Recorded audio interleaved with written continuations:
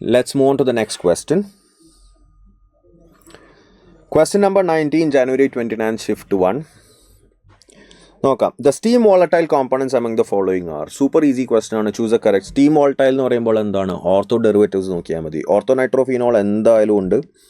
അതേപോലെ തന്നെ ortho nitro aniline, ഈ രണ്ടെണ്ണമാണ് സ്റ്റീം വോളറ്റൈൽ ആവാൻ ചാൻസ്. ഇതിന് intermolecular, basically intramolecular hydrogen bonding ഉള്ള ആൾക്കാരാണ് എന്ത്? Steam volatile. ഇത് ഇന്റർമോളിക്കുലർ ഉണ്ട്, ഇതിനും ഇന്റർമോളിക്കുലർ ഉണ്ട്. സോ ബേസിക്കലി അത് രണ്ടും സ്റ്റീം വോളറ്റൈൽ അല്ല. ഓപ്ഷൻ എ ആൻഡ് ബി ആണ് ആൻസർ ആയിട്ട് വരിക. 69th വണ്ണിൻ്റെ കേസിൽ ഓപ്ഷൻ എ ആൻഡ് ബി ആണ് ആൻസർ ആയിട്ട് വരിക. ഓർത്തോനൈട്രോഫീനോളും പാരാനൈട്രോഫീനോളും നിങ്ങൾ പഠിച്ചിട്ടുണ്ട്. അതിൽ ഓർത്തോനൈട്രോഫീനോൾ സ്റ്റീം വോളറ്റൈൽ ആണെന്നുള്ളത്. അത് വെച്ചിട്ട് നമുക്ക് അതിനെ സെപ്പറേറ്റ് ചെയ്യാൻ പറ്റുന്നതൊക്കെ നിങ്ങൾ പഠിച്ചിട്ടുണ്ട്. അതേപോലെ തന്നെ അതേ ലോജിക്ക് തന്നെ നമുക്ക് ഓർത്തോ നൈട്രോ അനിലീനിൽ യൂസ് ചെയ്യാം. ഓക്കെ, സോ ഇത് ബേസിക്കലി ഏത് ഭാഗത്താണ് വരുന്നത്?